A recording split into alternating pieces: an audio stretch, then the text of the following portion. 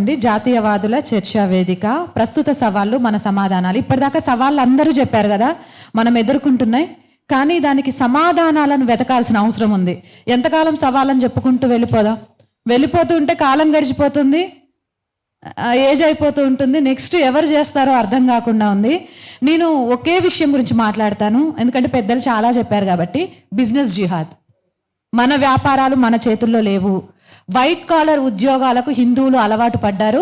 9 to 5 AC రూమ్లో కూర్చొని సంపాదించుకొని వచ్చి సాయంత్రం అయిందంటే పకోడీ కొనేటోడెవడు, పెళ్ళానికి మల్లెపూలు కొంటున్నాం ఆ పూలు కొనేటోడెవడు, లేకపోతే కూరగాయలు కొనేటోడెవడు, వాటిని మురికి నీళ్ళల్లో ముంచిండా మూత్రంలో ముంచిండా చూడకుండా తీసుకొని పోయి వాడి చేతిలో డబ్బులు పెడుతున్నాం. సో ఇది మనం అడ్డుకోవాలి. కుల వృత్తులను ప్రోత్సహించుకోవాలి. కుల వృత్తులు ఎవరైనా వస్తున్నారు అంటే మనకు చేతనైన ఆర్థిక సహాయం చేయాలి. మన ఇంట్లో చేసుకునే ప్రతి పనిని కూడా హిందూ కుల వృత్తుదారులతో మాత్రమే చేయించుకోవాలి. మీరు అది చేయగలిగితే ఈ జిహాదుల గురించి మాట్లాడుకోవాల్సిన అవసరం ఉండదు. ఆర్థికంగా వాళ్ళకు కావాల్సిన నిధులు లేకపోతే ఎవ్వరూ ఏమీ చేయలేవరు. ఈరోజు హిందూ సెక్యులర్గా మారాడు అని అంటే కారణం ఏంటంటే వాడి దగ్గర ఆర్థికంగా లేదు. ఎవడు ఇస్తే వాడి వైపు మాట్లాడుతున్నాడు కాబట్టి సెక్యులర్ అయిపోయాడు. అదే వాళ్ళు ఆర్థికంగా సస్టైన్ అయ్యి ఆర్థికంగా ఇటువైపు పడిపోతే ఖచ్చితంగా సమస్య మూలం మీద కొట్టొచ్చు.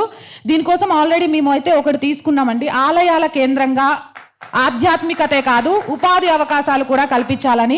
ఇక్కడ చాలా మంది పెద్దలు ఉన్నారు కాబట్టి ఆ విషయాన్ని చెప్తున్నాను.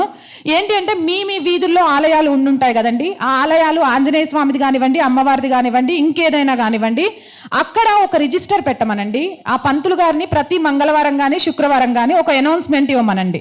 సో మన వీధిలో ఉన్న కార్పెంటరు, మన వీధిలో ఉన్న ఎలక్ట్రీషియను, మన వీధిలో ఉన్న బ్యూటీషియను, మన వీధిలో ఉన్న చిరు వ్యాపారులు ఇక్కడ మీ ఫోన్ నెంబర్లతో రిజిస్టర్ చేయించుకోండి. మన వీధిలో జరిగే శుభకార్యాలకు కానీ ఇంటి పనులకు కానీ ఎవరికైనా కావాలి అన్న ఆ కాంటాక్ట్ డీటెయిల్స్ మా దగ్గర దొరుకుతాయి అని చెప్పమనండి.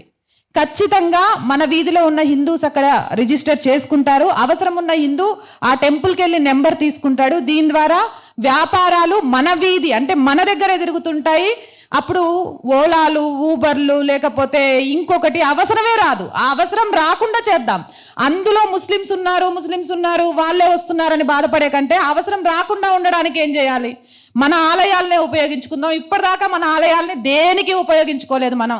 కనీసం వారానికి ఒకసారి వెళ్ళి దండం పెట్టుకోవడానికి కూడా.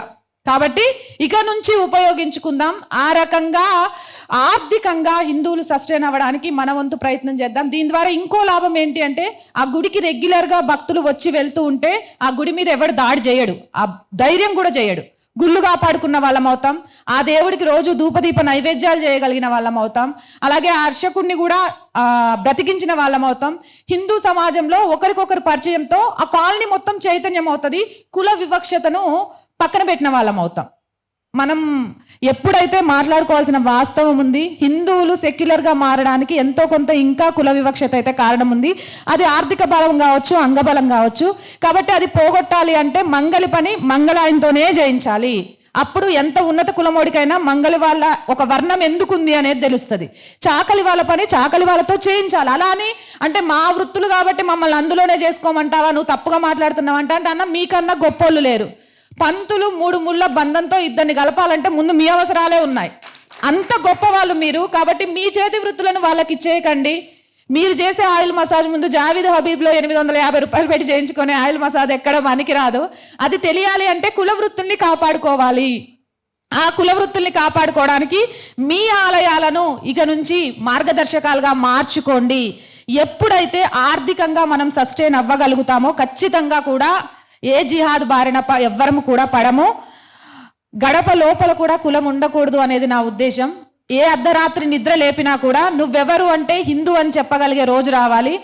అది వచ్చిన రోజు ఛత్రపతి శివాజీ మహారాజ్ పుట్టాలని కోరుకోవసరం లే, ఝాన్సీ లక్ష్మీబాయి పుట్టాలని కోరుకోవసరం లే, అఖండ భారత్ కాషాయ రంగంగా మారుతుంది అని చెప్పడానికి కలలు కనాల్సిన అవసరం లేదు, జరిగిపోద్ది. ఒక్కటే చెప్తున్నా ఫైనల్గా, కుల వృత్తుల్ని కాపాడుకుందామన్నా మన గుళ్ళను ఆధ్యాత్మిక కేంద్రాలతో పాటు ఆదాయ మార్గాలుగా మార్చుకుందాం. మన వ్యవస్థని హిందూ సమాజం నుంచి హిందుత్వం పుట్టాలి కానీ హిందుత్వంలో నుంచి హిందూ సమాజం పుట్టకూడదు. హిందూ సమాజాన్నే హిందుత్వాన్ని నిలబెట్టుకోవాలి.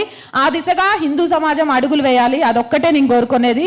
అది జరగాలి. ప్రతిసారి ఈసారి మనం మాట్లాడుకుంటే సవాళ్ళు కాదన్న, మనం సాధించిన విజయాల గురించి మాట్లాడుకోవాలి.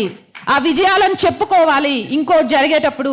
అది నేను కోరుకునేది. ఈ అవకాశం ఇచ్చిన పెద్దలందరికీ కూడా ధన్యవాదాలు. థ్యాంక్ యూ అన్న.